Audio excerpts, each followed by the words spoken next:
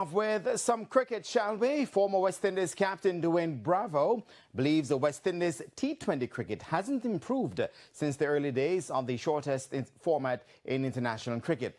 Despite winning World T20 titles in 2012 and 2016, the West Indies have not been a force in T20 cricket for the past few years. Speaking on the Buried Before Wicket podcast, Bravo explained that while other nations have adjusted and adapted to T20 cricket, the West Indies have been playing the same way since the early rise of the format. Dominated T20 cricket so early, and for that first phase, first 5, 6 years, again, is because when T20 cricket now come out, it was based on power. And that's what we had. The rest of the world catch on. So now, England has power, Australia has power, South Africa has power, India has power. That's true. Everybody has have the power game now. Whereas we know, but they now has power and touch, singles, rotation. We still relying on power. In the meantime, Bravo claims successive administrations have not been able to move the sport in the region forward. In the West Indies, we keep relying on natural talent. We did not add better infrastructure. We did not add science to our natural talent, and just keep relying on this natural talent. So if the rest of the world have their talent and the infrastructure and facility and everything, but we just here, obviously this go past us. The West Indies are currently ranked 6th in the world in T20 cricket. Okay, well, the first thing I want to say in general is that cricketers from the West Indies, I have to say from the West Indies because I have been captivated by some stuff I'm seeing coming out of England and Australia. I wouldn't say India has enticed me so far, but those two have captivated me. Cricketers generally are not interesting people. What Bravo is saying about the power and other places catching up, I think that actually they are playing with more power than us. And what he was saying about the upgrade to the facilities, well, I can't knock him necessarily on that. I feel like we have a template. It's like one time, and this is before City Drugstore came. Before City Drugstore came, I remember I suggested that Evelyn Drugstore needed to do some kind of shift up. Just shift things around. Even if you don't change your products, just make the aisles different. Do something to shift it up. And there was no, I was resisted. City Drugstore came, and the first thing where we happened, Evelyn Drugstore switch up the aisles them. And then City Drugstore just gone past them. I was made to understand the other day. Evelyn is not doing the thing anymore. So you do have to embrace change. However, I don't think Bravo is correct in saying that other nations have moved on. I feel like I've seen India nearly making 300 in T20, and you ain't doing that with singles. Actually, India seem like they got power from 1 to 11. And maybe they play, I think that they have a wider range of shots in terms of we don't have anybody who is gonna reverse sweep a fast bowler. We not got somebody, but they have power from top to bottom. And there's also an element of coaching we got to have with regards to this. Anyway, next cricket video. Former West Indies captain Dwayne Bravo has criticized the handling of the cricketing infrastructure in the region, citing poor management and a lack of vision by successive administrations. Trinidadian Dwayne Bravo has always been a contentious figure in West Indies cricket, and even after his competitive playing days, the 42-year-old continues to criticize the handling of cricket in the region. Speaking on the Beard Before Wicket podcast, Bravo expressed his disappointment over the treatment of former captain Nicholas Puran, who retired last year at the age of 29. Bravo noted that players are often cast in a negative light. Nicholas Puran was begged by everybody in West Indies cricket and a lot of fans to come back and play. So I am confused as to how he is saying Puran was treated. Puran really and truly could have get anything what he want at this moment in time. He could bat where he want. He could do anything he want. We are that desperate for his services. I just think that he wants to get some money.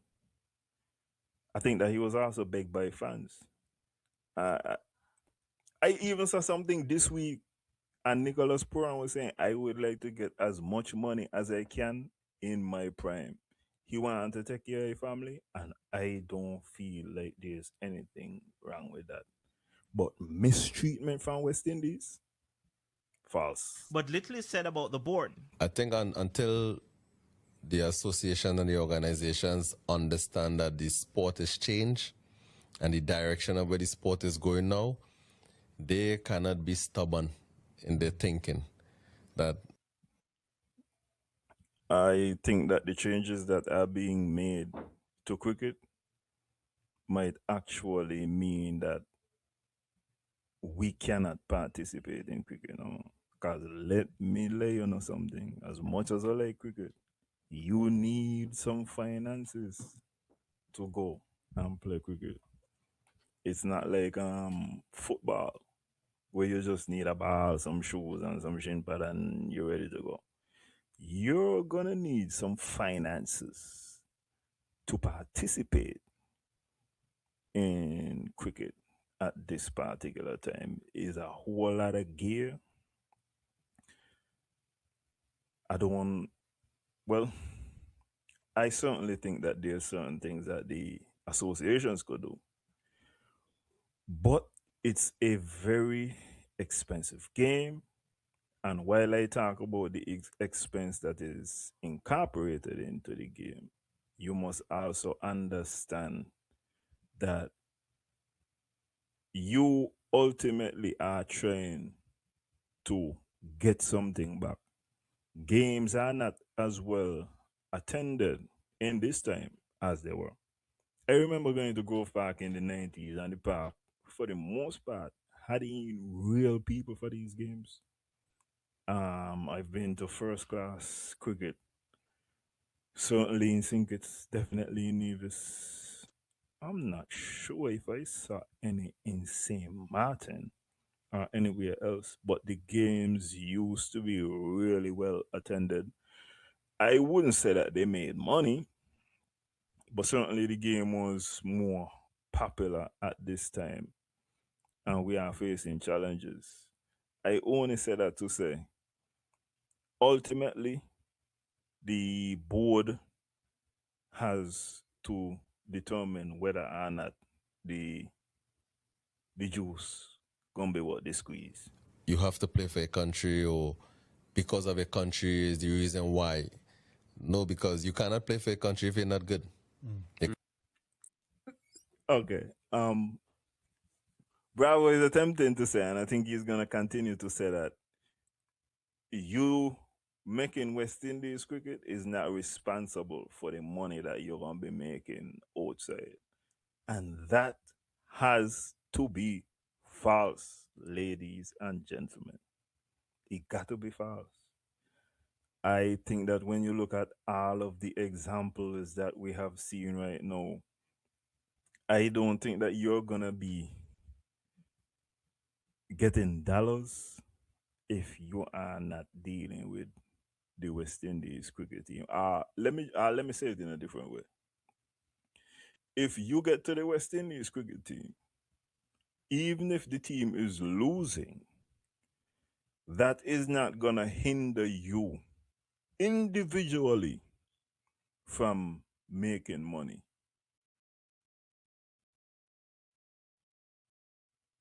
And we see that is the case when we look at Ravman Powell. When we look at a number of the cricketers right now who are implied in T20 leagues all over the world, it doesn't have anything to do with the performance of the team. 'Cause as the last video said, West Indies really and truly they're rank 6 right now. So it's not the performance of the team that is getting you over. We have not won anything for a decade. Country not gonna pick you up and say, come and play if you ain't good enough. So you also make sacrifices and you also do what you have to do to represent your country. In return, your country have to also show that appreciation. Okay. This is disingenuous by Mr. Bravo. There is no amount of patting on the back. There is no amount of thanks that you are going to be able to give a cricketer that is going to be sufficient for them to say, oh, I realize you appreciate me and that's good enough. I don't need the money again. He's not being real. The beef right now between the players and the association is that they would like to get more money.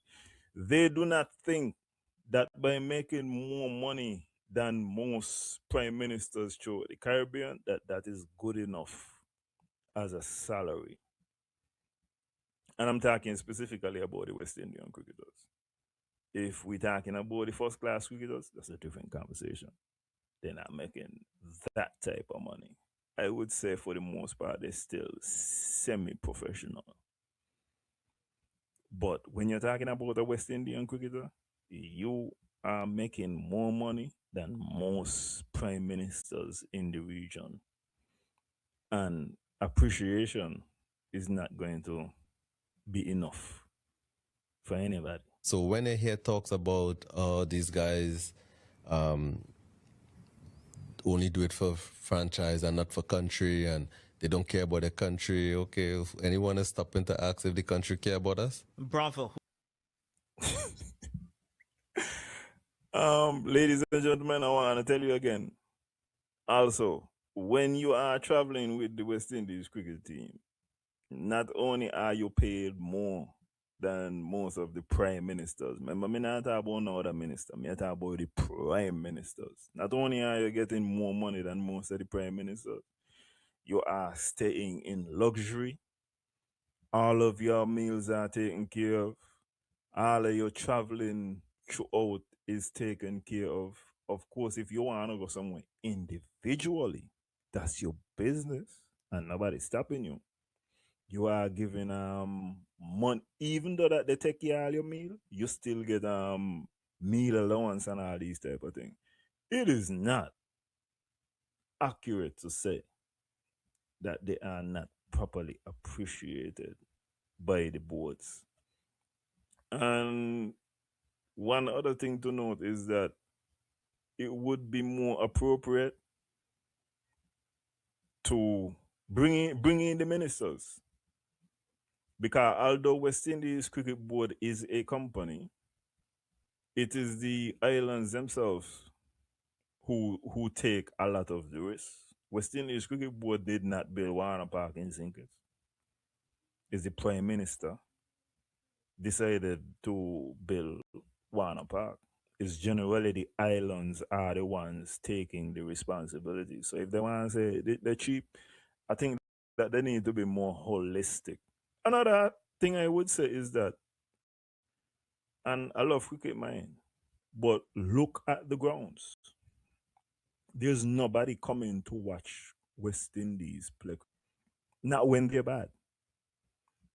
If they are good, the other day when they made it to the finals of the T20 World Cup, you saw people start to rally around the West Indies. It's not that people don't want to rally with them or not, but you got to give people something to rally for. People don't want to rally about around a bad team.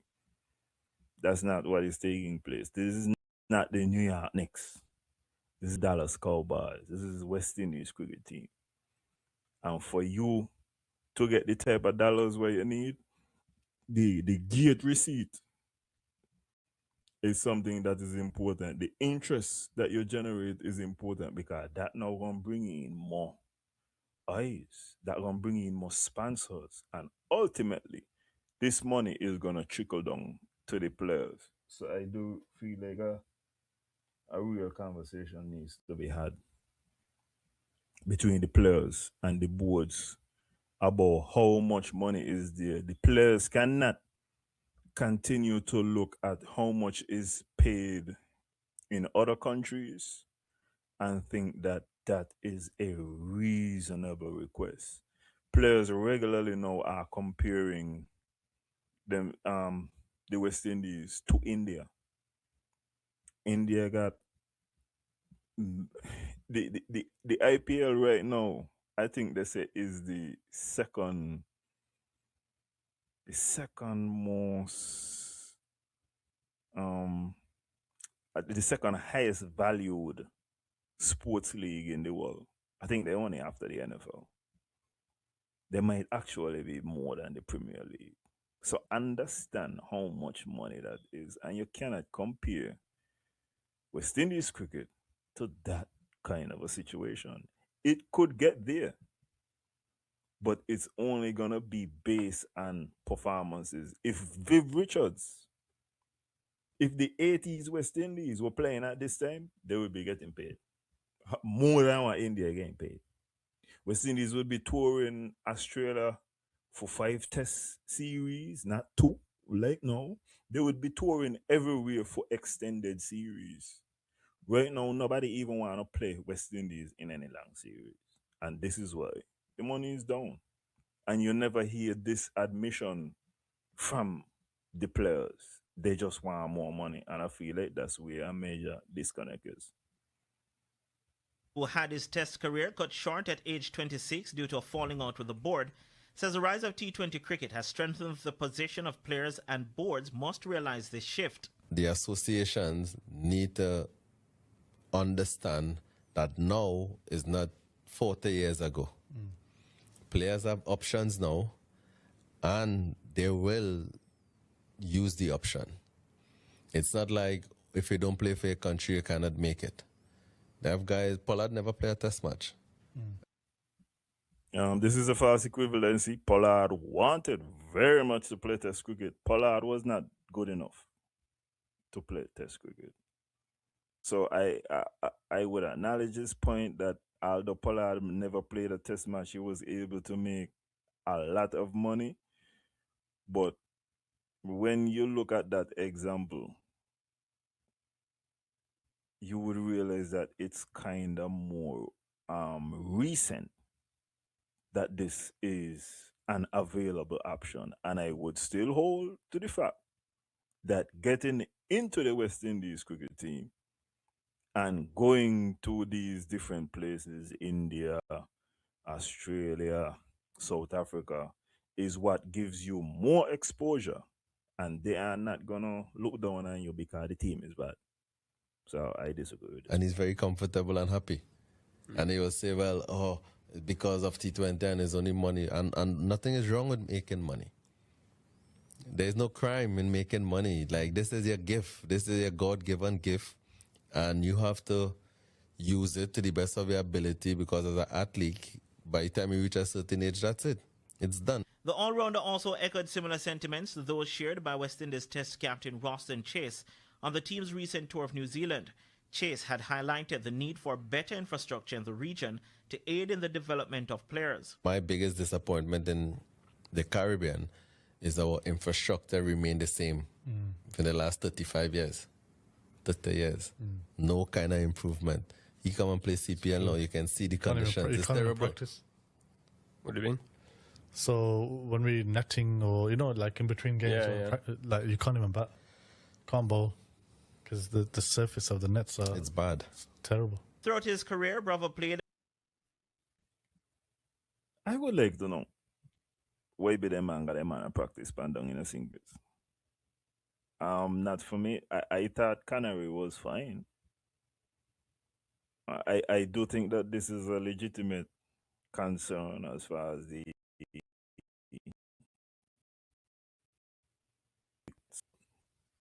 I don't feel like it's as big a deal as he's saying.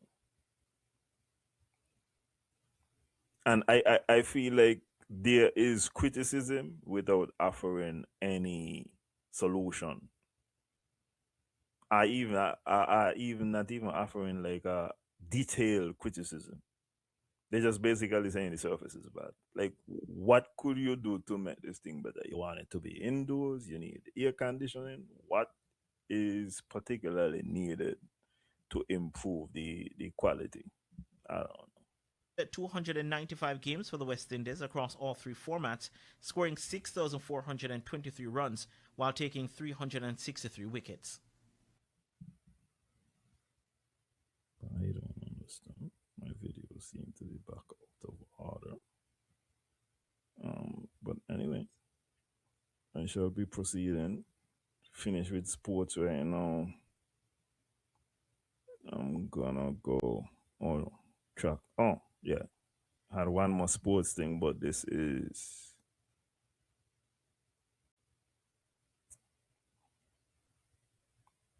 you know what? Yeah, let me play. Year. The resurfacing project was carried out at a cost of US $800,000, of which the Jamaican government paid US $350,000. Hold on. Start over. Start over. Now, there's no clear update on the official certification of the National Stadium track 10 months since major resurfacing work was completed in March 2025. Meanwhile, Sports Minister Olivia Grange confirmed that official work on the redevelopment of the National Stadium is now set to begin in 2027. Grand Slam Track had partnered with track manufacturer Rakuten to install a new track at the National Stadium ahead of the opening Grand Slam meet in April of last year. The resurfacing project was carried out at a cost of US $800,000, of which the Jamaican government paid US $350,000. With the Issa Grace Kennedy Boys and Girls Athletics Championships, the first event to take place on the newly resurfaced track. But the new surface is yet to be officially recertified. When quizzed about the certification at Wednesday's press conference involving World Athletics President Lord Sebastian Coe, Sports Minister Olivia Grange had this to say. Major Brown, the general manager, would be better able to answer that question because that gets down now to the actual execution of things. But Mr. Penny was indicating that they are awaiting this application. All right? And interestingly, we will be in what, the 9-lane track? That's a new one. Yes, for the new stadium. Meanwhile, Minister Grange revealed that the work on the redevelopment of the National Stadium is set to begin in July 2027. There are 3 distinct phases. 1, concept design, and phase 2 commenced on January the 5th and will conclude April 30, and this will include Stadium B's proposed upgrade facilities. And the detailed designs will be ready between May and October. And the technical designs between November 2026 through to the end of the year. And then construction is expected to commence in July 2027. The reason why I bring in this The redevelopment work on the National Stadium will see sporting activities shift. The reason why I introduced this National Stadium track in Jamaica is that I would like you to see that the media in Jamaica are tracking the certification of the track. Similarly, we have 2 tracks in St. Christopher and Nevis right now that are not certified as far as I can see on the official website. And they were having a meeting actually with the association that does the certification of the tracks. And it is important because when the track was built, it was not just built so that athletes could go over there. It's a multi-purpose circumstance. It was also built to attract athletes to train in the off season, like now when it is cold in the United States, particularly the Northeast and those type of things. So it was built to attract those type of athletes, to attract certainly junior events, being level 2. I think it was either class, no, it was class 1 actually, or level 2, something like that, certification. So without the certification, if somebody was to break a record on the track right now, it would not be valid because the track is not certified, and is a slight hindrance. I also wanted everybody to note the fact that they lay out timetables. They do not just tell you, well, phase 1 begins. They tell you this is what phase 1 is. This is when phase 1 will end. This is what phase 2 is. This is when phase 2 will end. And she also went on to say, well, and construction is gonna begin in 2027. So in a year and a half. To the Stadium East facility. It is proposed that Stadium East, and this is new information, Stadium East will be refurbished for all activities to be accommodated there while the stadium is under construction. It would facilitate some of the smaller events that currently take place in the National Stadium and provide improved facilities for patrons, officials, and athletes using Stadium East as a warm-up area. The minister shied away from naming a completion date. Garfield Jones reporting for TVJ Sports. Now, there's no... And you realize they will note that there is no completion date. Anytime a project begins, we have to demand from those in the authority, what is your plan?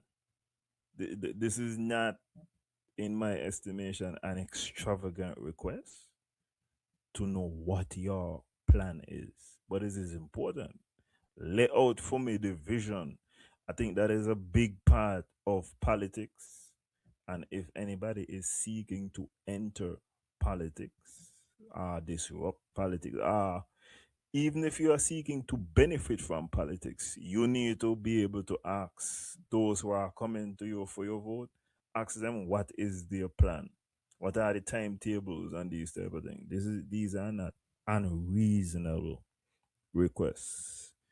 I will be moving quickly now to a video concerning Venezuelans who are in Trinidad and Tobago as refugees, and they have been there, I would think, for quite a while. This is not just after the fall of Maduro. An Epiphany celebration for Venezuelans who can't go home. This tradition is meant to reconnect these children with their homeland, a place which most of them may not even remember. They are some of the estimated 40,000 Venezuelan migrants and asylum seekers that have tried to make a life in neighboring Trinidad and Tobago, located just 11 kilometers from home. Lo siento por la situación en tu país. But the undertone of this year's celebration is last week's U.S. attack on Venezuela and extraction of its president, Nicolás Maduro. Events in Caracas have shocked this community, but also given them a sliver of hope of a return, something many haven't had for years. Go back to Venezuela, for me, is a dream, because I want to go home to rebuild my country. Life for Venezuelan migrants in Trinidad and Tobago is precarious at best. This Caribbean island of 1.4 million residents lacks the legal framework to assimilate migrants. And many Venezuelans. When she speaks about the legal framework to assimilate migrants, I think that is a major concern for anybody who is thinking about the MOU that have been leaders in the Caribbean and what the implications of those MOUs are. I also do not necessarily know if we have a legal framework to deal with the migrants. I think that the loophole that they are going through right now is that they're saying that this is only going to apply to CARICOM nationals, and because there is the freedom of movement, that these are the persons who these are the only persons who will be allowed to the MOU. But without the general public seeing what the terms are, we have only been told by the leaders, the various leaders, what the MOU is. I don't think any of them have at this particular moment in time, and I stand to be corrected, I don't think any of them have necessarily come out and said, hey, this is the deal that we signed and we want to make it available to the public so that you can see. But the framework for the acceptance of migrants on a broad scale, I do not think that we have it. And they clearly say Trinidad and Tobago does not have it. Venezuelans we spoke to here say they are also victims of racism and xenophobia. Things have only worsened over the last year as the Trump administration cut funds to organizations supporting migrants and asylum seekers. The UN Refugee Office in Trinidad and Tobago closed last year. In recent years, Venezuelan migrants and asylum seekers here were granted a permit that allows them to seek more formal employment or even set up food stalls like this one in the street without the fear of being deported. But they still lack access to all basic services, meaning they can't legally drive, own property, or, crucially, send their children to public schools. It's all made it nearly impossible for Venezuelans to fully integrate into this society. But over the last few days, what was initially a wave of excitement about the possibility of returning home has turned into uncertainty. Grevik Alvarado is a political refugee who has lived in Trinidad and Tobago with his family for 8 years. He celebrated Maduro's removal from power, but says he is confused by what's happened since. It's neither one thing or the other which has left a knot in our throat. We want to scream, we're free, let's go home, but we can't do it. Should we celebrate or not? As the hours have passed, we have more questions than answers.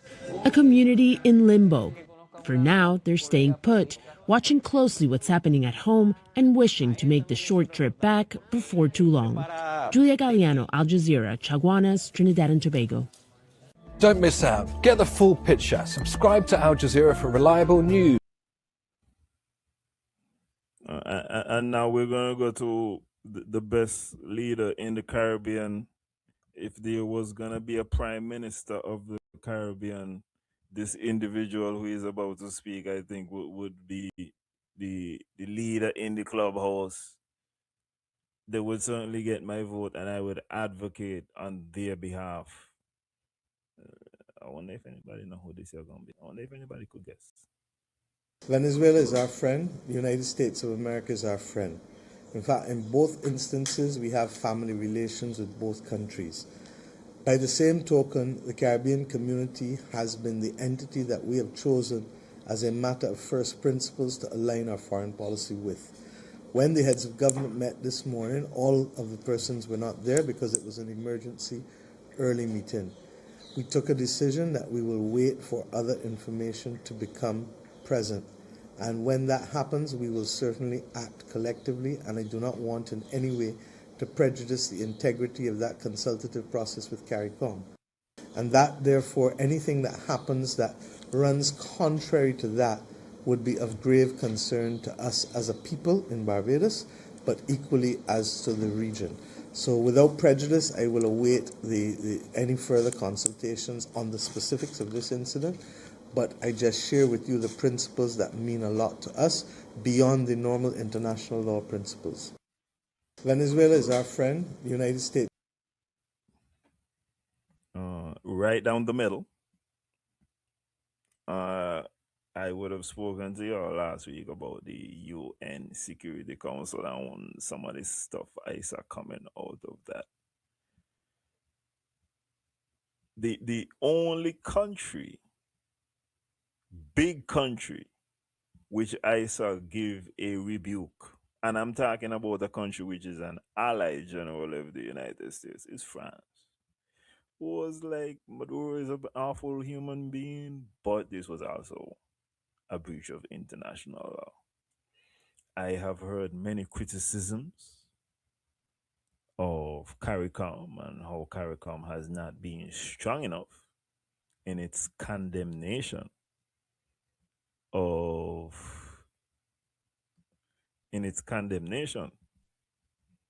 the United States. However, realistically, I think that Mia is correct to say that all statements should be collective. We have already seen Trinidad and Tobago go rogue and they're making their own statements on their own behalf. I do not think this is the proper course to go about it. Trinidad and Tobago has roughly 1.5 million people. That would not be 1% of the American population.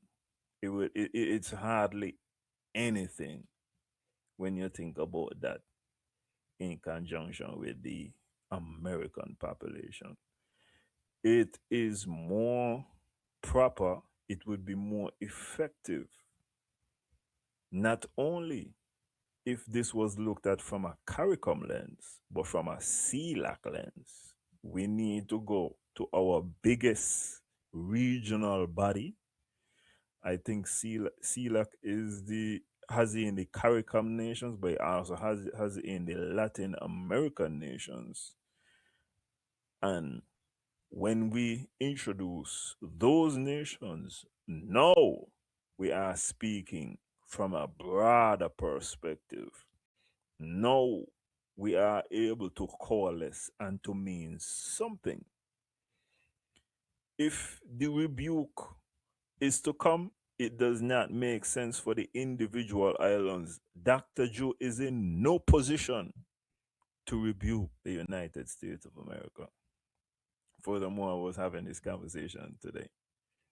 Give you a little view into our group chat. But I was saying that there is actually no sovereignty in the Western Hemisphere. The only country in the Western Hemisphere who I know has sovereignty is the United States of America. I do not even consider Canada as a country that has sovereignty.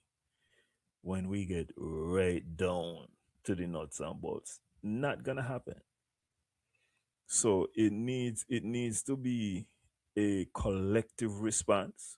Everybody needs to get together, and even as Dr. Drew said, it has to be a consensus. St. Kitts and Nevis with 50,000 people saying that America is breaking international law, I don't know what that is going to achieve except to make St. Kitts and Nevis a target of the United States of America. This come back to what I was saying earlier about voters. You may think that your one vote does not mean anything, but if you are able to combine together and to form a community, to form an association, all of a sudden that one vote that you had starts to mean a lot more than if you if you just keep it as one all the time. So for me, it has to be a collective overall response to what is taking place, and we can't just stick in this situation we have a tremendous amount of power. That's not gonna work. Going now to the Jamaican response. Yeah. Up first this evening, Prime Minister Dr. Andrew Holness is assuring Jamaicans that the country's foreign policy remains steady and principled amid growing international tension involving the United States and Venezuela. Dr. Holness said Jamaica has already taken its position and is navigating turbulent geopolitical waters with care and purpose. He was speaking at the National Day of Prayer service at the Power of Faith Ministries in Portmore, St. Catherine. Sandy Williams reports. Against the backdrop of rising global uncertainty and heightened debate surrounding the U.S.-Venezuela situation, Prime Minister Dr. Andrew Holness chose measured words, delivered not in the language of diplomacy, but in faith. Speaking at the National Day of Prayer in Portmore, every Caribbean leader right now is more aggressive with their opposition than every Caribbean leader is more aggressive with their opposition than with the United States of America. That is not a mistake, people. That is not a mistake at all. That is reasonable. Every time you hear them speak right now, you hear them talk about how we are measured in our approach. Dr. Holness made it clear that Jamaica is not reacting impulsively to external pressures, but standing firmly on positions long established. This is not us recoiling from our principles and duties. Jamaica has always been consistent. Without directly naming the geopolitical flashpoints dominating headlines, Dr. Holness suggested that Jamaica's foreign affairs portfolio touches sensitive ground, urging understanding and restraint. He emphasized that Jamaica's role has always been that of a steady voice for small developing states on the global stage. We have always been the strong voice of reason for small developing countries globally and continue to be. Dr. Holness also pushed back against public criticism, suggesting that Jamaica's position is neither new nor traditional. I don't think people on the street in Jamaica would be happy that she is saying that the Prime Minister pushed back. No. So we had to pause for that. Just a light moment. But rooted in careful, long-standing policy decisions. Jamaica has already taken its position long before others would have sought to enunciate any current position. Framing foreign policy as stewardship, he stressed that leadership means avoiding unnecessary conflict, especially at a time when global economic and political conditions remain volatile. My job as the steward of your affairs and the servant of your wishes is to keep Jamaica safe. Listen, basically, Holness has said Jamaica is right below America, can't risk it. And there is no responsible leader of a government who is gonna challenge America. It don't make sense. For those of you who have been paying attention to the war in Ukraine, the first time Zelensky went to the White House, he went there and he tried to be moral, and he had on his suit and they made fun of him. And he tried to tell them, like, no, you need to do the right. And he did not bend the knee to the current administration. And you see how that was. It turned into a disaster at that particular moment in time. There are much bigger, much more powerful countries and organizations than CARICOM, than St. Kitts and Nevis, who have been appropriately cautious with the United States. If you think about it, the United States currently has a blockade stopping resources from leaving or entering Venezuela, at least from the seaside.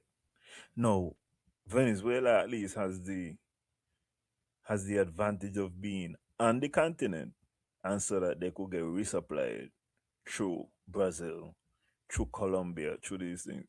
Could you imagine a blockade surrounding St. Kitts and Nevis right now? You can dig a hole and go underneath the water to get away, or to resupply. There's nothing you could do at that particular moment in time. And this is why I'm saying it must be a collective response. You got to make it all Abi, not just me. Otherwise, ultimately, this is not going to work.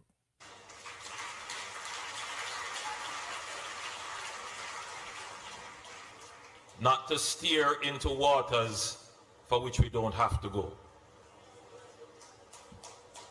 Not to invite problems on ourselves when we have our own problems to deal with.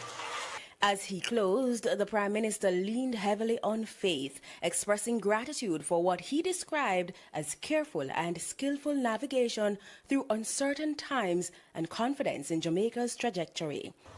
We give God thanks for keeping Jamaica safe in turbulent geopolitical and geoeconomic times. We have navigated those waters very carefully, very skillfully, and we will bring the ship of the Jamaican state to the destination of prosperity for which God has ordained. Sandy Williams, TVJ News. The Caribbean Examinations Council, CXC. No, man, I can't sound both CXC right now. And this now is going to be the former Prime Minister critiquing, and he is in a position to be much more candid and honest about the circumstances, because he's the farmer, he's not the current, so he could assess the thing a little better. And let's see what he has to say. No head of government is safe. The response from former Prime Minister Bruce Golding in relation to tension between Venezuela and the United States. Mr. Golding weighed in on the region's response on Radio Jamaica. You know, this is start off with no head of government is safe. You feel like the woman who does follow Dr. Joe and be a whisper in a Dr. Joe ear, the police woman, you feel like she's gonna be able to stop anything if the United States decide that they want to get at St. Kitts? And come on, we gotta be real. Even as the head of CARICOM, it's not saying much what Dr. Joe could do from his position right now. It can't happen. None of them is safe. You have to find a way to work with the circumstance. This is a survival situation. This is defense, not offense. Jamaicans beyond the headlines moments ago. The ongoing standoff between Venezuela and the United States intensified last weekend, and since then, the region has been on edge. The dispute has once again placed the Caribbean in a delicate position, given its geographic proximity, economic ties, and long-standing diplomatic relationships with both countries. Former Prime Minister Bruce Golding says the moment calls for a unified CARICOM response. It would have been better if they were able to take a united position. Same thing I'm saying. One ants can't do nothing. But you see, when all of the ants and them pushing in one direction, is a very powerful force. And we in the Caribbean are ants. Only through collective effort can we achieve greatness. Muted though that might have to be, recognizing that they are confronted with terrible, terrible forces. The fact that Trinidad has separated itself is not a good thing. And I hope that that is an issue that will be resolved in due course. Growing also addressed growing public debate and concerns from the public that Prime Minister Dr. Andrew Holness's response to the ongoing situation has been weak. Trump operates with no boundaries. There's nothing that he feels is beyond the pale. And he will do whatever he thinks is necessary to further U.S. interests. So when Prime Minister Holness spoke yesterday, he was very careful, he was very measured. He understood that his primary responsibility is to ensure the protection of the Jamaican people. Mr. Golding. For the people who are asking for a stronger response, are wondering why we are not as strong, Mr. Golden explained it. So far, he has been on point in my estimation in his assessment of the circumstances. This, as I say, this is not about attack. This is about survival of this current administration. Went further, arguing that no leader is safe. No head of government in CARICOM is safe. Andrew Holness could miss that in the middle of the night. And they would then. I'm so sorry, you broke up a little. Andrew Holness, what? He could be snatched in the middle of the night. Oh, you mean like Maduro? And they will find some charges to impose. So that what the Prime Minister said yesterday is the appropriate position of the Jamaican government. As regional leaders continue consultation. And I want you to understand, that's how come he's saying no leader in CARICOM.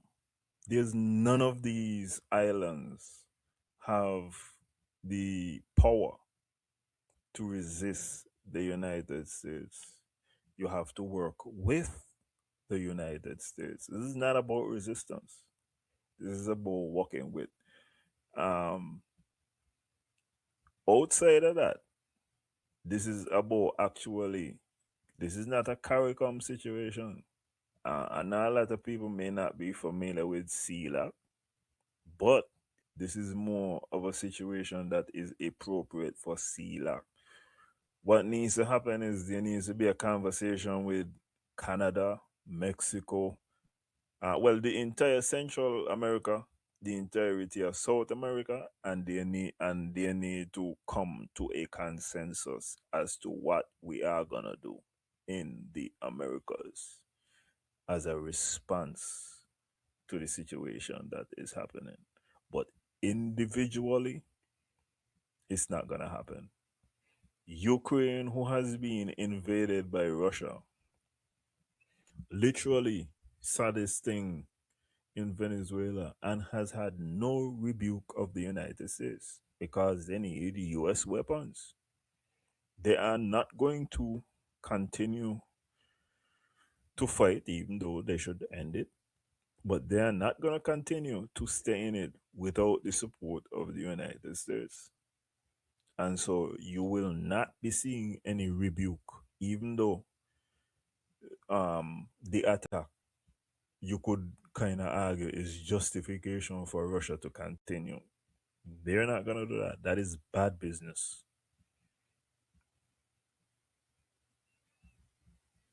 Questions remain about how things will unfold in the days ahead. Concerns, too, about how Jamaica will position itself amidst rising international pressure. Anthony Lugg, TVJ News.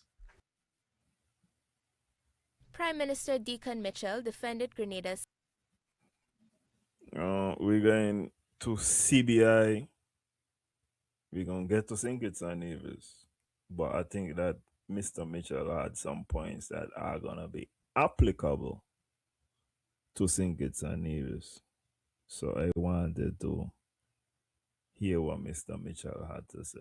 I wanted us to hear what he has to say. Citizenship by Investment program on Monday's episode of Beyond the Headlines. Host Colin Dow referenced United States visa restrictions imposed on Dominica and Antigua and Barbuda on the basis of their CBI programs. The two nations, with Grenada, are parties to the Eastern Caribbean Citizenship by Investment Regulatory Authority.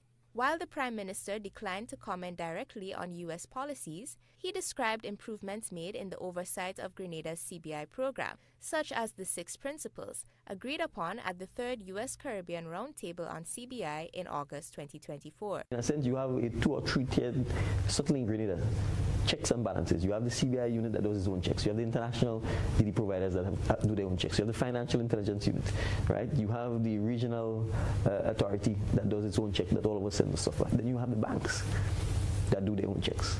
Grenada's government. One thing I would like to say with regards to these checks, one issue that I have is if the banks are not comparing their due diligence with the service providers, are sharing, if they are not sharing their due diligence with the something going wrong, yes, something going wrong, yes,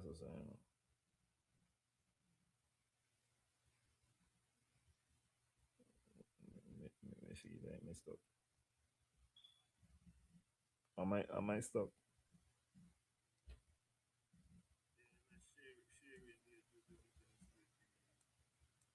Oh well, at least I could hear me.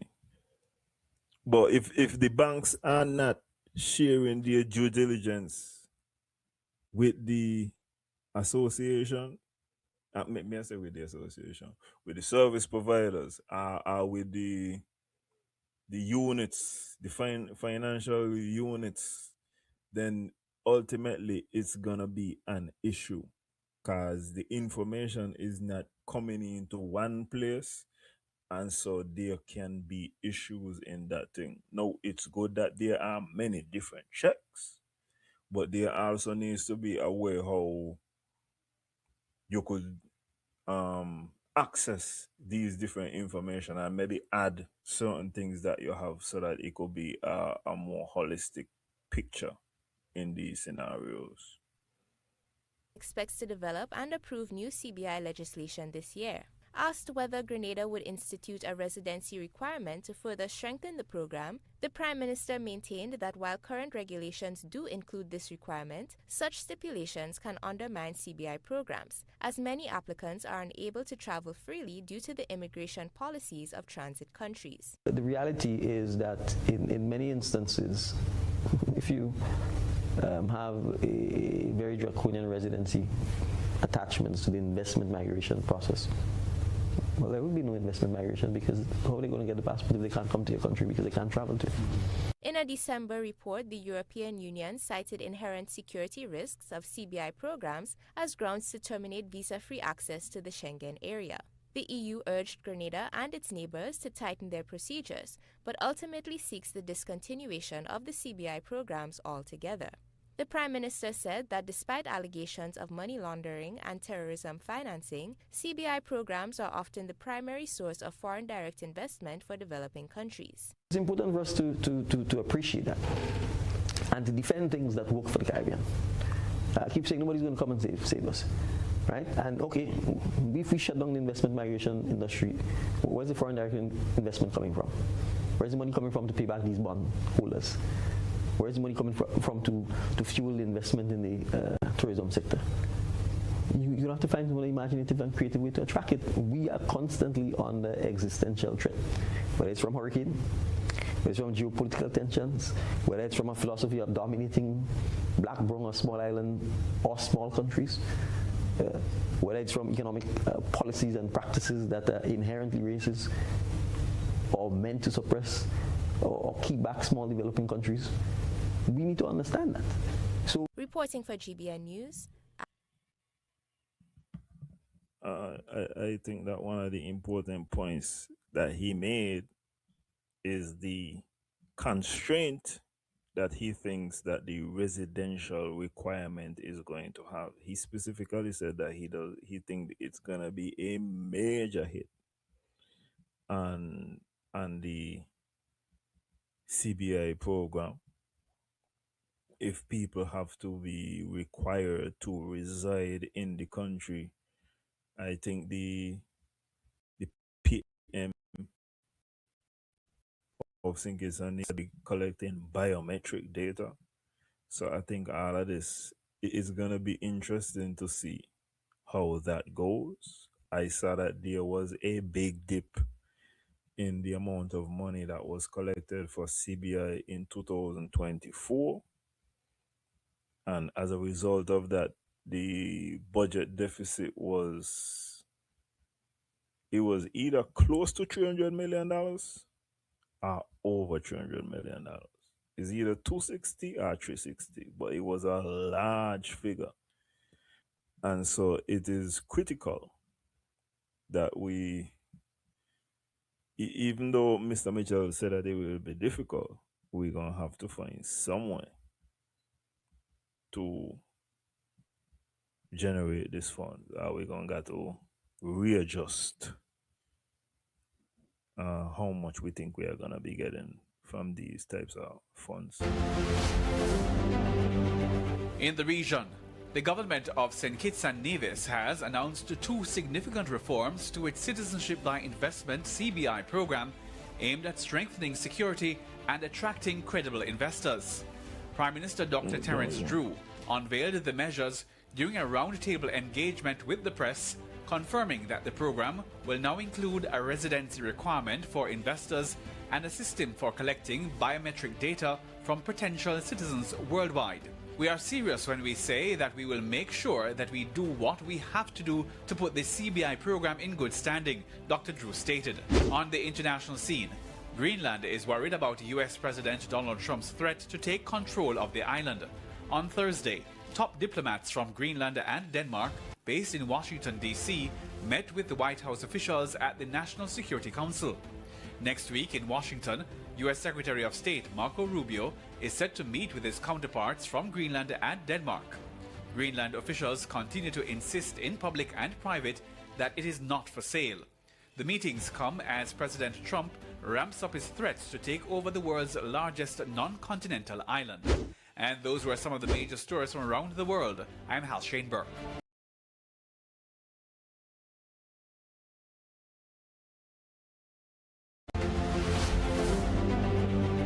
In the region, the government of St. Kitts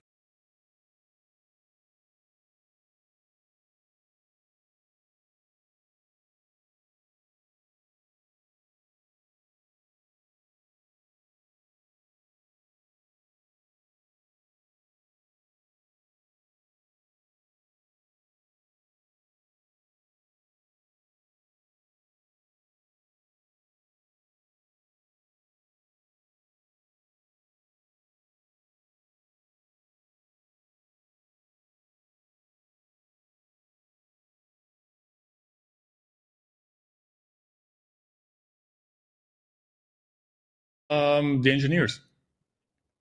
Okay, all right.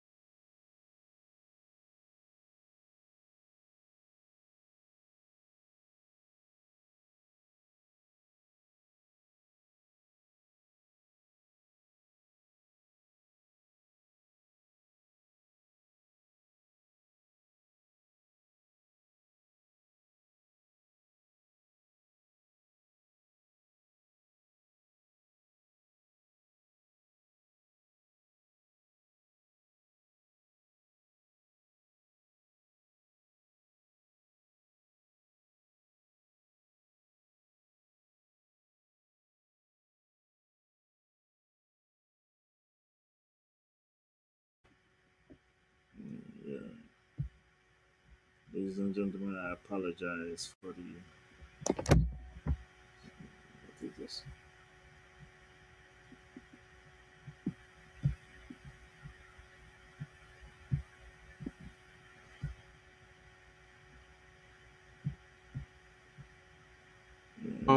Also, the Premier had mentioned. I apologize for what just happened. I'm having some kind of technical difficulties. So just trying to make sure everything is sorted. I want to take my webcam back before we get back to the main event for the evening. Oh my God. Okay, I'm gonna have to adjust something, but at the very least, we're back. At least you can see me. So we picking up right after the water aspect. In a meeting where when it comes to liabilities, where one of the things is that they cannot repeal the bill, the act that was passed.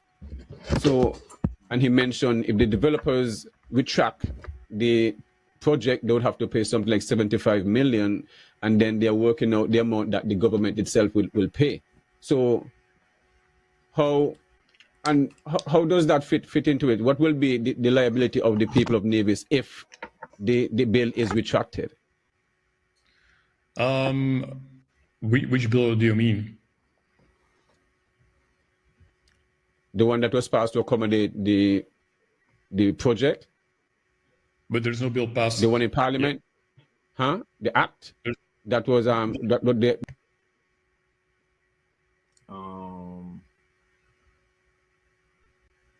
I feel like there was just a little bit of confusion on this question. It's not really if the bill is repealed. I guess the question should have been what gonna happen if the act is repealed, or if the project itself, if say for example NRP come in and they decide they want to make things difficult, what would happen if they do not go according to the provisions that were agreed to? I think that's where the little confusion come in there. that was laid out for the project to be accommodated. Because for this project to be accommodated, there was something of the pass in Parliament to accommodate this project. It's special. It's said to be a special zone. So that one. Shall I briefly go into the SSZ Act to because I think there's so many misconceptions about that, right? The act that was in August, right, is a special sustainability zone act, right? But the only thing that really does is put limitations in place, because people say repeal the SSZ Act, but those are guardrails or safeguards which were put in place by the government for future developments to abide by certain standards and also to make them special sustainability zones. So the Act sort of puts the rules in place. If you want to create a special economic zone in St. Kitts and Nevis, right, then you also need to have certain standards you abide by. This Act is a limitation, right? There's no... I know he keep on saying that this act is a limitation, but I want to know every act is a limitation. So there is nothing special about an act being a limitation. It defines what you can and what you can't do, and by the very nature of it, then it's a limitation. So there is no special. You can't just say it's a limitation and that is gonna comfort the people.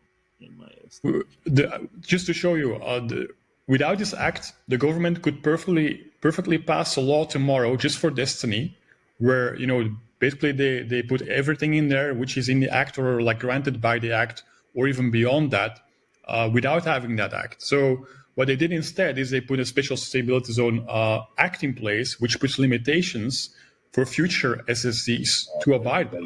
The act itself doesn't really do anything. The act itself actually says that any future development...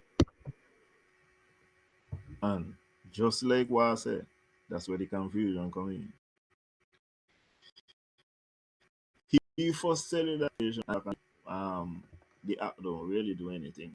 That don't make no kind of sense. Either it do something or it don't do nothing. In my estimation, it does give you limitations, but I want to say from the other SSZ acts that I have studied, this one by far is the least rigorous. It is the shortest of all of them.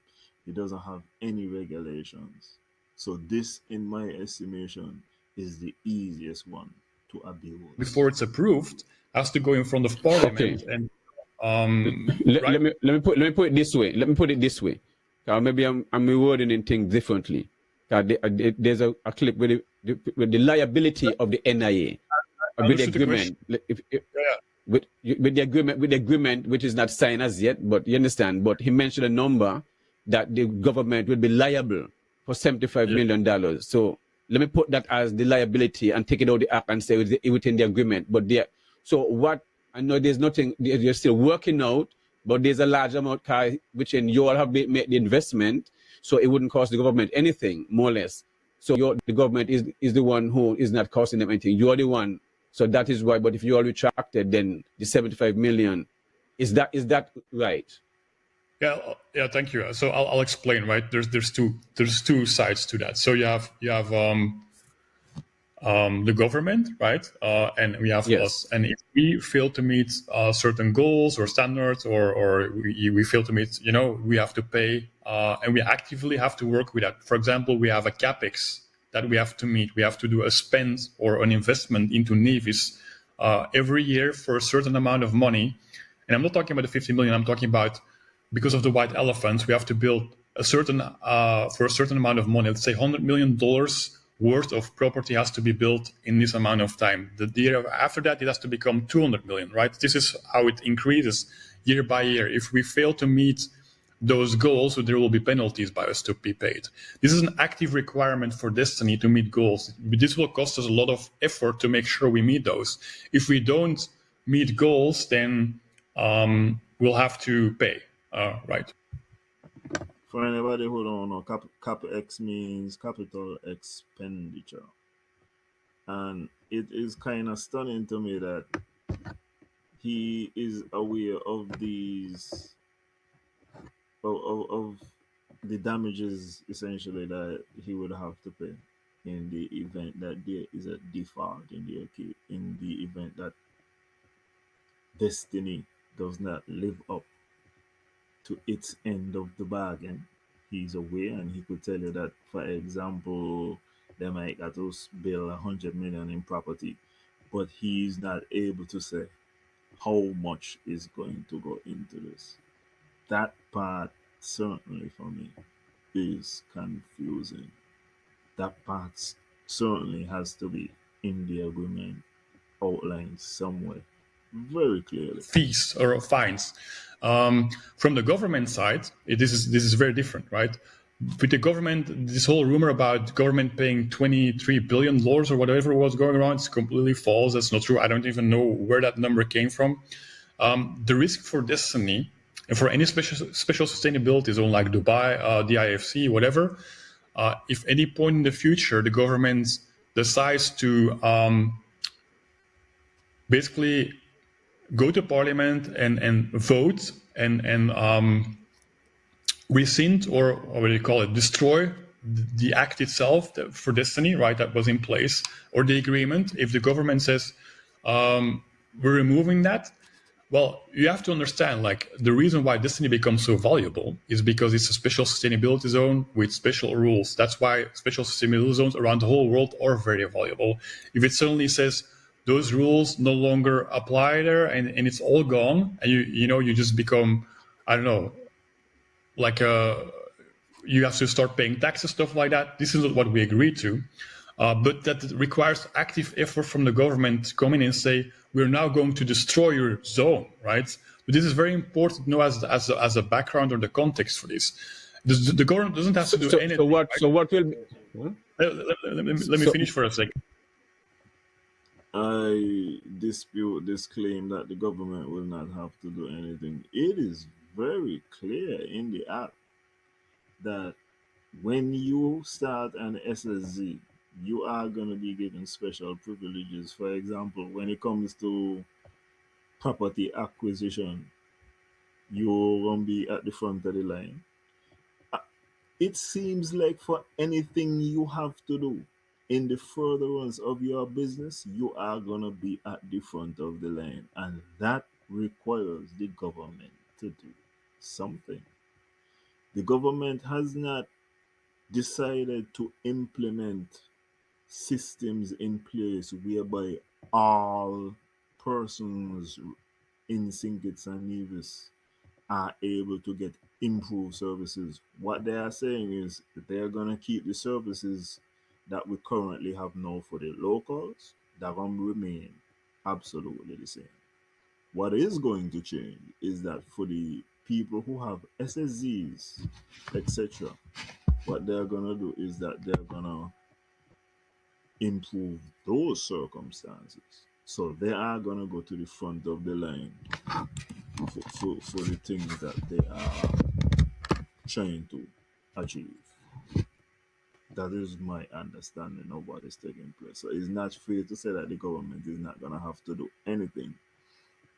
You got to say, you got to tell them, you got to direct customs, for example, say, no, remember that the duty free. That's something. It doesn't sound like a nothing, but it's something, because you're still gonna have to inspect the goods. You do all of the work that you would normally do for regular cargo. All that happens is that it's duty free. So it's not like you ain't gonna go to work if you're a custom officer. It's not like they could bring in something and you just let it slide through the port like that. No, you still go and you check the cargo. It's just that it's duty free. So I dispute that aspect. If you tell me that the government is not gonna have to have as much capital expenditure or exposure to risk, that's fair. But that's not an accurate assessment of the situation. Go ahead. If the government signs an agreement with us tomorrow, it gets ratified in Parliament, and everyone approves, and it's in place. We have all these commitments we have to abide by. The only thing the government cannot do is go back on its word and now say this zone is from now on destroyed.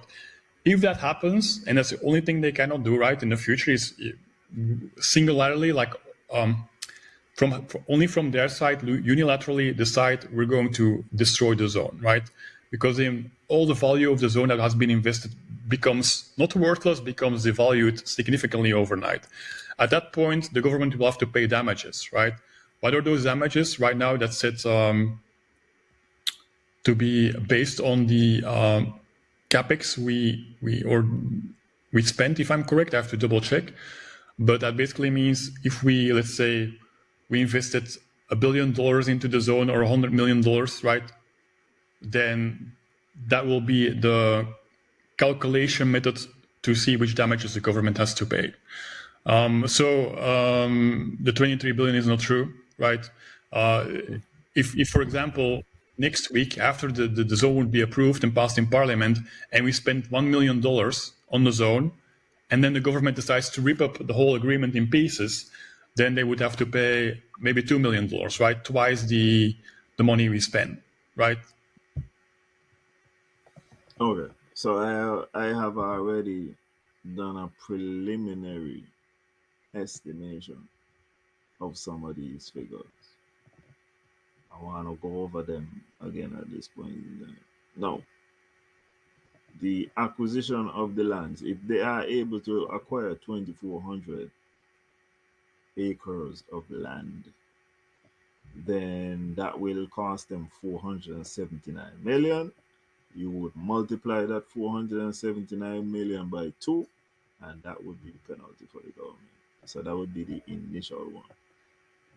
Now, while it is fair to say that Dr. Daly's estimation, and I think that his tactic overall in this wasn't particularly good. I think that there was another way to handle it. But anyway, even though the 23 billion is a large figure, each home is going to cost $1 million. Yeah, I think he said each home is going to cost $1 million, and they intend to do 5,000 of them. That is $5 billion. So once again, it would be 5 billion plus the 479 million. And this is just the homes. This does not have anything to do with other capital expenditure. For example, generators, cost of buying generators. For example, the cost of putting in the wharf. For example, the cost of putting in the lakes. For example, the cost of developing the hot springs. None of these are factored in yet. I do not know how much they are going to cost. But when you look at the fact that the condos itself and the acquisition of the land would be roughly $10.5 billion, it can get to $23 billion if the project goes all the way to fruition. I think it would actually even be more than $23 billion at the end of the day, based off of some of the numbers that have been given by both Mr. Janssens and the Premier.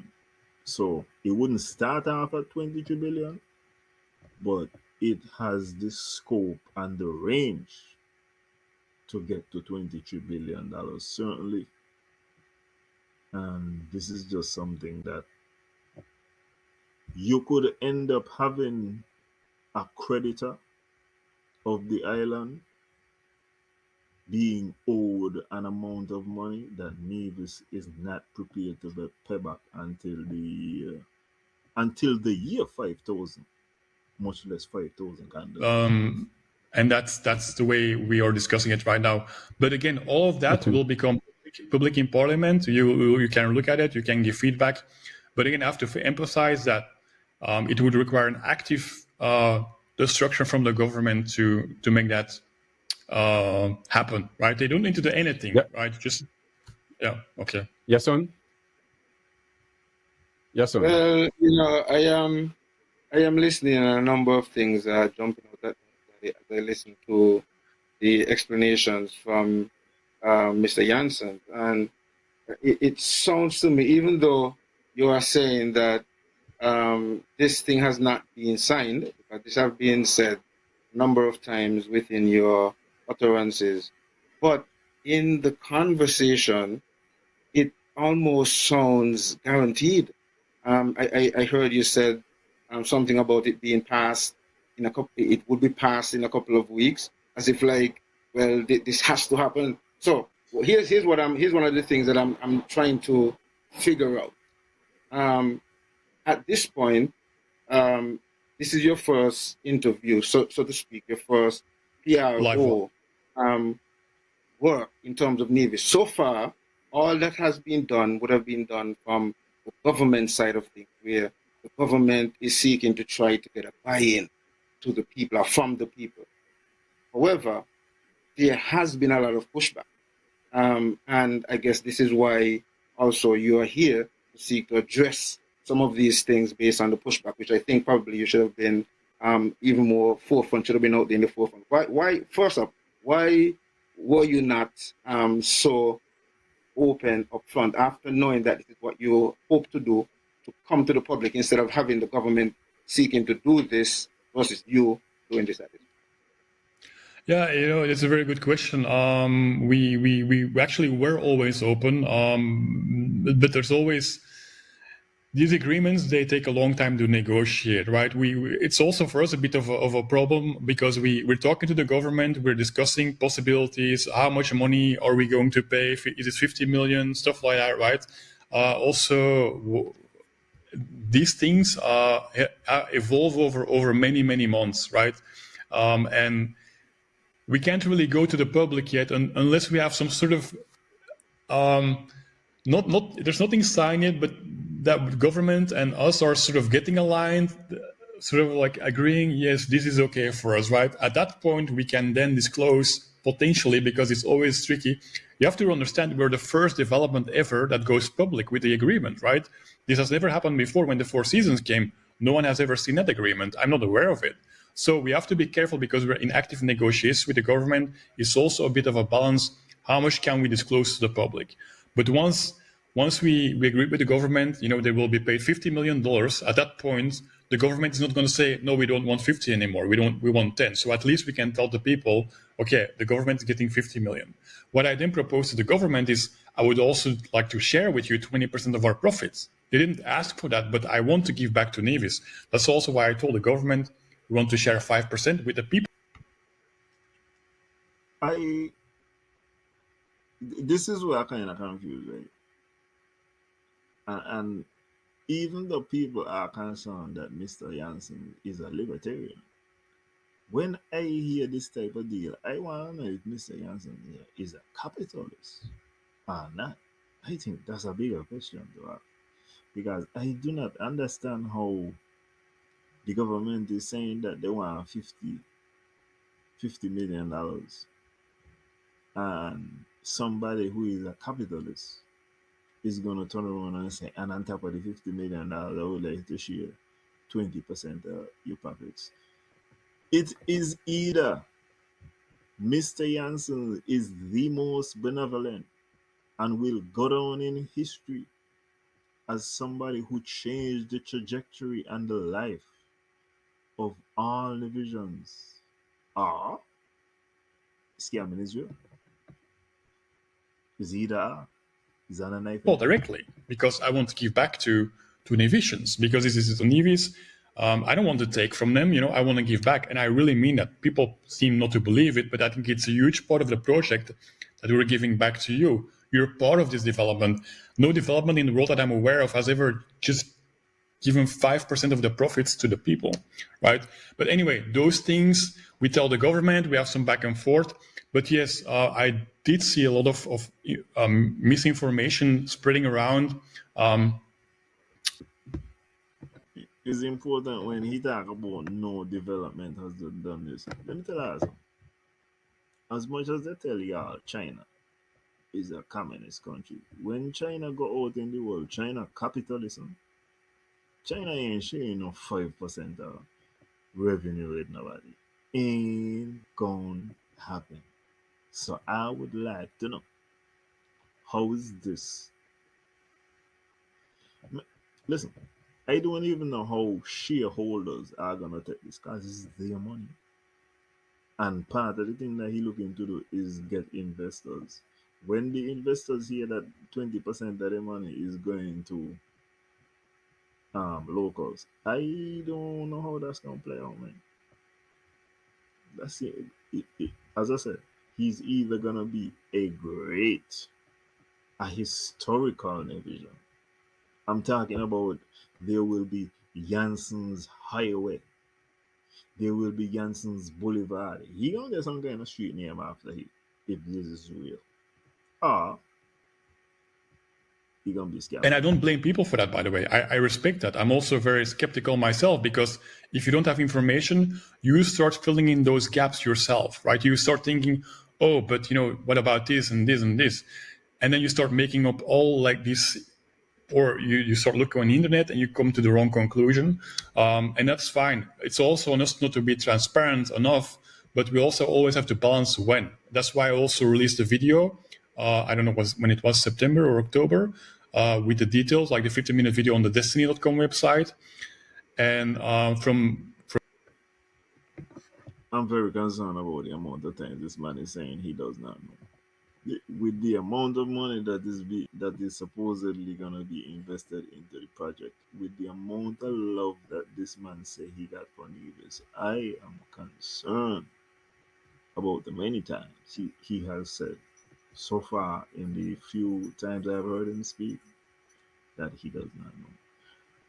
I also want to add at this point, it's been my perspective, and I know I'm going against the grain here, that I don't think that this deal is going to be signed. I feel like sometime in between this interview and right now where we are currently, something happened. Something happened to affect this deal. what it is. He has not made himself available for any more interviews. I think he was supposed to go on Let's Talk. I think he was supposed to make himself available for other persons, and he has not. He has gone silent. I am hearing the premier now trying to drum up support, but we're not hearing anything from the principal, the person who really supposed to get active. And in my mind, I read that as I don't think that this thing is gonna happen. I feel like destiny is done. And yeah, the government has been doing some communication, but it was clear that we also have to be very much involved now with the people, and that's exactly what we did. Also, when what he just said goes to my point. He literally said it is clear now that we got to be more involved with the people. And since he said this, they have been less involved. They have been more withdrawn. I can go look up on the Destiny website and see if there has been any update or anything. But this does not feel like this thing is gonna happen. Not in my estimation. I really want to make a call to the people today. Say, look, if you have any questions, please contact us, right? We have email contact information at the bottom of the website. We're going to do more interviews. We're also planning a town hall or a conference ourselves with Nivisions very soon, where you can come and ask your questions. But if you have any questions or concerns in the meanwhile, please contact us. There's nothing secret about it from our side. Has anybody heard when is the Destiny Town Hall gonna be? Cause this is what I mean. He has said that it is clear he got to get out there to dispel the rumors, to kind of smooth this thing out. And since we hear these things about how they are gonna be more open, how they're gonna be more interactive with the people, that have been less interactive with the people. The things that I see right now to kind of get support for Destiny, I feel like we're in the last grasp of trying to get some kind of support. But for me, this does not feel like there is a lot of motion to continue to get this thing done. Again, we don't have a signed agreement, so everything I say, you have to take with a grain of salt, because if I say the government is going to get 50 million, but tomorrow they ask for 60 million, it might still change, right? So for me, it's very delicate to tell you everything because we don't have a signed agreement. But the most important part to take away, right? And I will share as much as you that I can, that we have right now on the table, is that anything we agree to in the end will be put in front of Parliament, and you will have full transparency and visibility before this law is passed, right? You can have open debates all you want before the agreement is passed in Parliament. So there will definitely be a place or a time in the future, hopefully in a couple of weeks, where we agree with the government, okay, this is the final agreement, now they're going to Parliament, now we're going to discuss with people exactly what's in there, what are your concerns, and then the government and you can say, okay, we want it or not, right? That's it. Mr. Janssen, I hear that, right? And I heard, when I listened to the repeat presentation yesterday, you mentioned that, as you were just alluding to, you want this thing to be done and you're looking for it to be done even before January. You don't really want it to go over into next year. You want, to come to this end of the agreement and the government go into the House and deal with this. Now, however, there's seemingly a serious pushback from the people. And there's a lot of people who seemingly don't want this project. Now, here's a question. Would you be opposed to the government holding a referendum to see if the people really want this Destiny project? And if that would be welcomed, and let's say at the end of the... Before Yasan finished, I just went on the Destiny YouTube site. Up to now, For all we're going on, Destiny got 272 subscribers. And they are gonna be putting in billions. So even when the premier is telling us how there are a silent amount of people who are really for this, that number, it would not be enough to have a protest that is meaningful in the country. That 272 people can do for no kind of protest, in my, well, according to what the studies have said.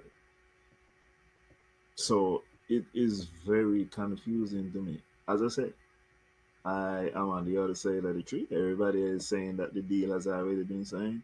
I am skeptical. I don't think anything has been signed, and even if you sign, that not mean nothing. And you're not past your parliament yet. So I don't feel like anything has been done, and I'm willing to be on the wrong side of history, but not from the words that have been said, but the actions surrounding the words. I don't see the motion that you need to carry over these things. But stand to be wrong. Would not be the first. Referendum, the people say no. Would you at this point be willing to accept that and, move on and say, okay, well, the people of Nevis don't want this project, and Yeah, let me make it back to the pushback first, right? Because the problem right now is that all this pushback is not really based on facts. It is based on rumors. And rumors can go pretty far. I've heard rumors about 10,000 libertarians coming. This is completely false. There's no 10,000 libertarians coming to take over Nevis, right? And I'm not trying to make a joke out of it, although to me this is a joke. These are genuine concerns from people, but they need to be addressed. And right now people have all these ideas, right, which are so wrong because, yeah, for sure, I'm a libertarian, but, you might be a conservative or a liberal. I don't really care. But that doesn't mean suddenly 10,000 liberals will come to your project if you create a project, right? It's not true at all. I mean, and a libertarian, I think, is pretty moderate in terms of what they want. They're just for civil rights. But I mean, that's a different story. But anyway, if you have all the information and all the facts, and then you can make a judgment call, I think it's up to the government. It's not for me to organize a referendum or organize one. I think it's up to the government. Sorry. I understand, but I think it's just up to look. You elected your politicians, right? And you want them to do a good job. And I think it's up to the politicians to look at all the data, all the facts, look at the agreement, see what the people think about it, go to the people, ask their feedback, take that all into account, and then they can pass or not pass the bill based on what people say, right? And it might mean and I think it's great, right? Have an open process. I'm all for that. So when the agreement gets put in front of Parliament, people can comment on it all they want. They can debate it in Parliament. The opposition can debate it, and then they can say, "Yeah, we like that, but we don't like that. What can we do about it?" And then maybe you can all come to an agreement, and then we can say, "Yeah, okay, is this acceptable for everyone? Yeah, or most people? Yes, okay, let's pass it." A referendum is a whole different story, and I can't really. That's a government thing to decide, right? Referendums are not that easy to do, right? It's a whole process. Well, it can take a very long period of time. Yeah, I think you answered my question because I didn't ask you to do the referendum. I asked if you would be opposed of them doing it, and you said that you would not be opposed of them doing it. So that's where I can't answer that if I'm opposed or not. The problem with referendums is, right, a lot of people don't spend the time to look into all the little details, right? They're just gonna feel emotion. Slightly frustrated. We have to use words, but understand the meaning behind the word. Unfortunately, in St. Christopher and Nevis, the only referendum you will have, I think according to the law, is about secession. So we don't need to use this terminology because then he is gonna hide behind that. It's more accurate to say if there was polling done to suggest that the people don't want it, would you continue to pursue the project yes, I feel like efficient way to deal with that circumstance. 'Cause as long as you use legal terms, then people are gonna respond according to what that legal term mean, and not in general to what you are trying to convey. So I feel like that was the kind of issue that Mr. Janssens had with that question. About something and they're going to vote. So referendums are very tricky and sometimes dangerous. I think it's really up to the government to have that discussion internally. That's why you have elected representatives, because almost no one in St. Kitts and Nevis, all the laws that are passed, like which Kittitian organization spends the time reading the law and bothering with that? You know, this is not your job, right? I mean, I would support it, by the way, because I like the idea of direct democracy. Well, you better believe Alan does spend time reading and trying to convey to the people what the law means, what are the implications, how you're going to be affected. Yeah, I like them kind of things. So I was looking for the SSG Act. The first time they went into Parliament, I was on it. After, I have seen the procedural irregularities once again. Nobody on any of the opposition sides or in the authorities have seized upon the irregularities that I have pointed out, and so it just is what it is. But it is unfair to say. I mean, when you look at the amount of attorneys in St. Kitts and Nevis, there's definitely people who are interested in what happened in Parliament and who are tracking it so that they could, whether it is advise clients, family, just do community stuff so that people could understand what is the situation. So I don't feel like that's an accurate statement. Yeah, I'm in full support of that, but it also requires a lot of investment to look at these things, right? So I'm worried about the referendum being held, that it will be more an emotional decision than a decision based on facts. That's why I think it's important for a government to... I don't like this. When Mr. Janssens is gonna say that he feel like a referendum would be more based on an emotional decision than on facts, he is trying to say that we are not gonna be able to put aside how we feel and to vote on this thing according to our interests. Sorry, I apologize for that. But it is important to understand, well, I have a lot more faith in people in general than a lot of other people. I feel like we would be able, if you convey, and also this is the job of the politicians. The job of the concerned citizens movement is to drum up support, is to make this thing enticing, and to explain it in such a manner that persons would be excited for the opportunity. Is a difficult job, but that is the job that you sign up for when you enter politics.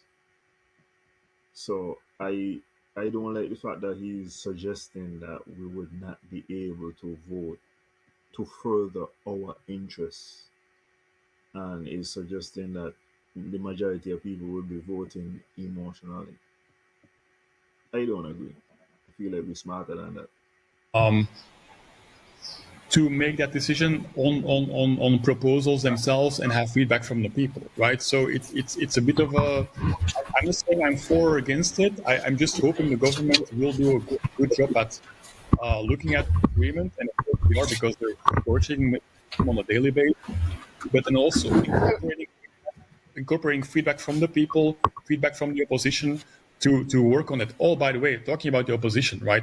For me, this is not like a project which is CCM or whatever, or NRP. I'm outside of that, right? So we also invited the opposition. We invited the NRP to come already, like, I don't know, maybe a week or more than a week ago. Because we are starting to do Q&As, right? So we had already 2 Q&A sessions. The second one we will also broadcast very soon. But we invited NRP to come over, and unfortunately, they haven't, come yet. But we reminded them, and then the reply was chairman was going to reply to us soon. I really hope, and I really ask the NRP if they're listening, please meet with us and tell us your concerns, because we want to talk about those concerns, right? Also, we want to give people the facts and the NRP the facts. So we. I could tell you, the chairman was supposed to be speaking with Mr. Janssen publicly. There are some people who ain't like the private meeting, but there was supposed to be a public circumstance, and all of these are things that I say, this deal ain't gonna happen. Could be wrong. Would not be the first time. But based off of what I've seen, and I'm speaking about the action surrounding the words, not just the words. I don't care about words except as you're explaining your intentions. I think that is what words are. But the actions around the words, that is where the juice is. We soon take a little pause until next weekend. But we want to continue a little bit more. We are very worried right now that we bring something very beautiful, very, very amazing to Nevis, and people think, oh no, it's going to be a 10,000 libertarian takeover, and I'm like, no, not at all. We want to be a family resort. We want to attract families. We don't want to attract 10,000 libertarians, right? We want to attract 10,000 families, right? And this is the idea. Sorry, I'm going on too long. Yeah, but I think part of the problem is this, where we're at, because a lot of what people had to speculate is because they were not getting this access to information, or from your PRO or from your side, to get the answers directly from you. So this is the first time, and it is months now, that this issue has been on the front burner, to the point where, as I'm saying, that there's a lot of pushback. And so seemingly, so now, here's another thing. The point that you just made in terms of this thing has to be placed in front of the parliament. I hear you say it, and I hear the premier touting it. But when we realistically look at the way our parliament is set up right now, at this present point, where you have, I think it's 6 of the federal seats from the St. Nevis Labour part of the present government, and then you have 3 opposition members in Nevis, which is the CCM and the NIA, which is seeking to get this project done. What is the realistic position of this being presented to the parliament and it really having any opposition, when in actuality it was the 3 opposition member and 3 Labour members who actually put the SSC bill into place? So there is clear demonstration that there would not necessarily be any opposition. So it would just be technicality, a formality, and a debate, but it is almost as if you're saying that this thing is already signed and sealed. No, I'm not saying anything, because I cannot say no. I don't know if they will. You can't say it, and I'm not saying that you are saying it. What I'm saying is, based on how our political structure is, that argument then does not necessarily hold any weight or give us any credence. So, question, yes, son. So, one of the questions I want to ask, yes, Mr. Jensen, one of the questions I want to ask you, one of the questions I want to ask before you answer, how long have you been with discussion with the NIA about this project? And when you have put the final documents, say, well, we have a project, this is a project, completely, we're ready to go. How long have you been in conversation with, yes? I'll happily give you the timeline, but let me answer that question first, right? So, look, we're still in negotiations. Nothing is guaranteed to be passed. Yes, but what I'm saying, when the first time you went to the NIA about a project, when did you tell them about this project? And then when you present them, well, we have everything ready to date, so everything is all the EIA have been finished, all the eggs in this basket, and you know what I mean, the funding is there. When was that proposal put to them? So when was the first discussion and the final discussion? Allow me to answer Jason's question, and I will answer your timeline question. I will not forget it, okay? So in terms of the parliament, you say the opposition and the current federal which are elected, and that's what do you call them? Not the opposition. They're both sort of, you think, yeah, they're both on board with this. Well, we're still negotiating with them, right?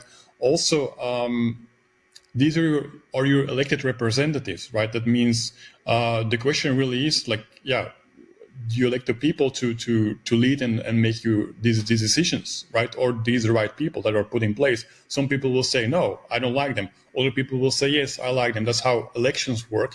Now, the question is, well, if they're both already on board, like it's a done deal. No, this is not true. If it was a done deal, it was already been done, like, I don't know, in the past, months ago, right? We're still negotiating, every day almost about details.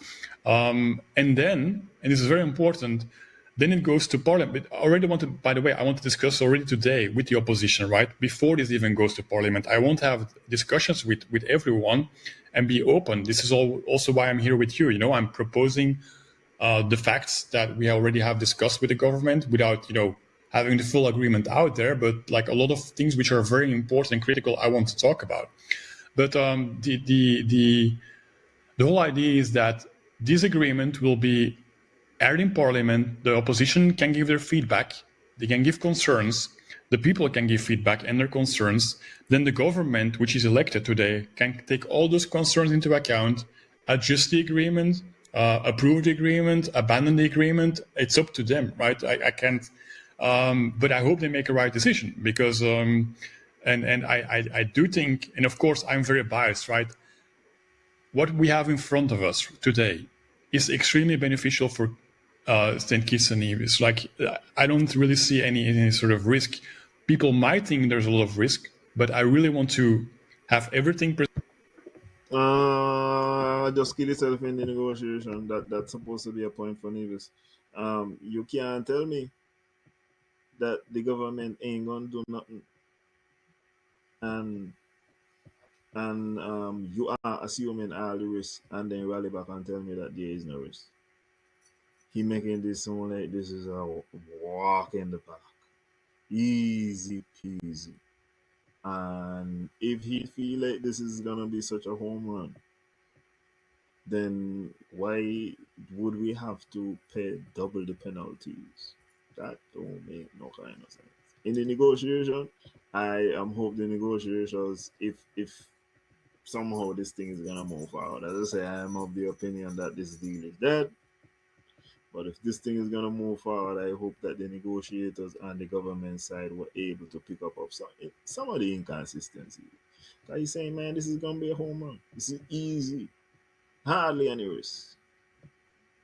Presented the agreement and people look at it and think, okay, this is not as bad as I thought it was, or maybe they think I don't like it at all, right? But at least we can have a discussion, and the government can also look at what people think and make a final decision based on that. And once we have had those public debates and discussions, when all the agreements are made public, then it's up to the government, of course, to decide. And I don't know. I hope that answers your question, right? I mean, it's not a perfect world. It's not a direct democracy, right? I already gave my opinion about referendums. I'm also not against them. It's just a question of, if you do a referendum, you want to make sure people really understand all the facts in front of them, right? And when going to the timeline, yes. So I also mentioned that in the Q&A yesterday, but you have to know about negotiations. They take a very long time, and it's an idea like this doesn't take place overnight. So we first started buying or optioning land I'm ballparking here about 20 months ago, right? No one knew about it. The Premier didn't know about it. The real estate agents didn't know about it. We just started getting options on land.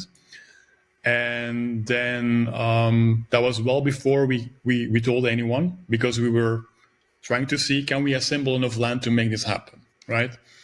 And then once we were getting more confident, we also went to the premier, right? And this was in the summer of last year, 2024, where we first started having talks about this project.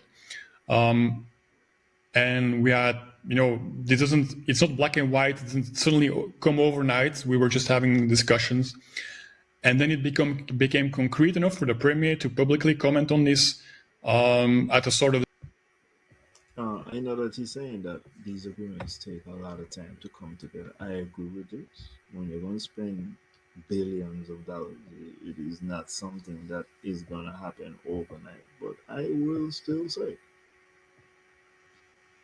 you started to speak to the premier based on this math. They were speaking for roughly 14 months.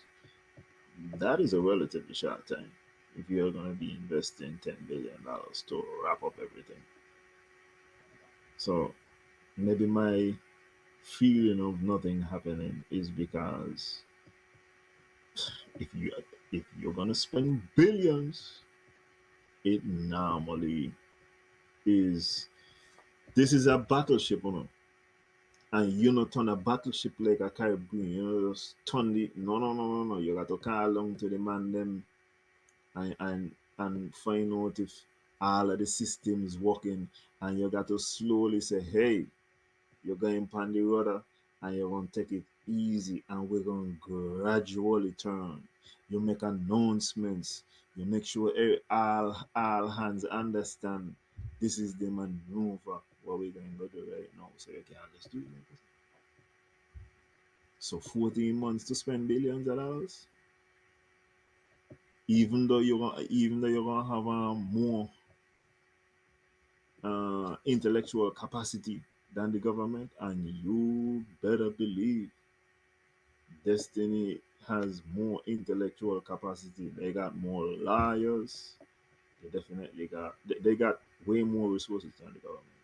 So they are gonna be in a position to do it in a faster manner than the government as far as processing, etc. The summer of this year, right? Where he said, look, now they have large enough of land, we're getting more concrete. Now we can, well, I'm not putting words in his mouth, but more or less he said, like, look, now it's serious enough for me to consider this as something really viable, right? And that's when Jensen, I wanted to interject something here, because I guess for the listening public, sometimes when we speak, it's best to put certain things into context and some different transparency. The real estate person that you speak of, or the real estate company, seemingly one real estate agency that is was mainly responsible for that land search that you were talking about, and it happens to be an agency run by the wife of the premier. How coincidental is that it's her, and you're saying that they didn't even know what you were doing in terms of buying the lands? No, they didn't, and we didn't tell them, right? So, of course, it became clear after a while. Okay, this is going to be my final question. We're going to leave it right here. And I would like to get some feedback. Tell me if this song... well, just... You tell me what this sound like. Janice sold 25 acres of land. Really and truly a 5 billion. 25 acres of land Janice sold, and the premier's point of contention is, Janice, if you been feel like all kind of things that happen, you should have asked the people and them what make them buy that land there, what them ever use it for. Wouldn't it also apply? And Lord, Sharon, I love you. I'm not trying to say nothing bad boy. I don't defend you all the time. I ain't got no beef at all. But wouldn't it apply equally to the person who is acquiring the land on behalf of these people to understand, yo, you acquiring all of this land. Why? What you need all of this land for? Wouldn't that equally be a reasonable point of contention to be like, hey, why are you purchasing this volume of land? What you trying to achieve by getting all of this land?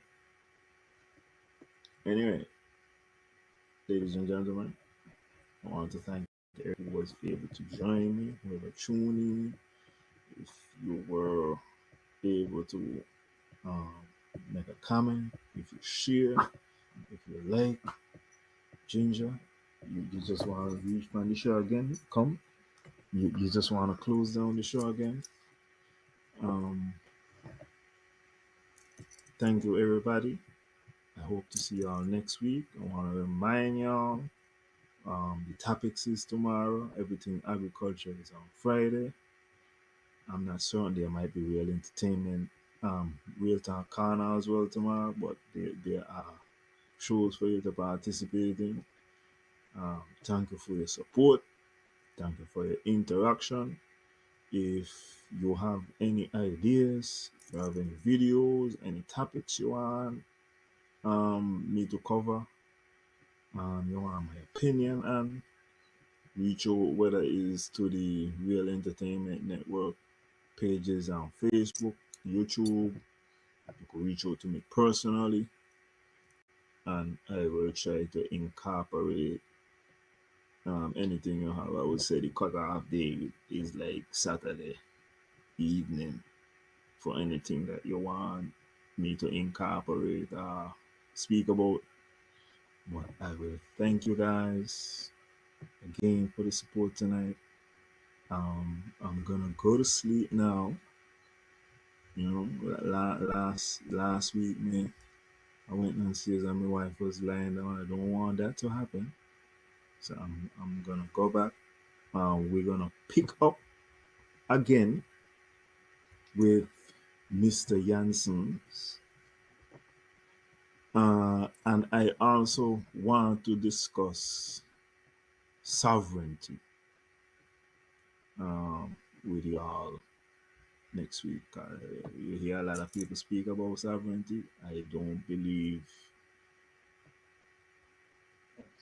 I feel like we say sovereignty without actually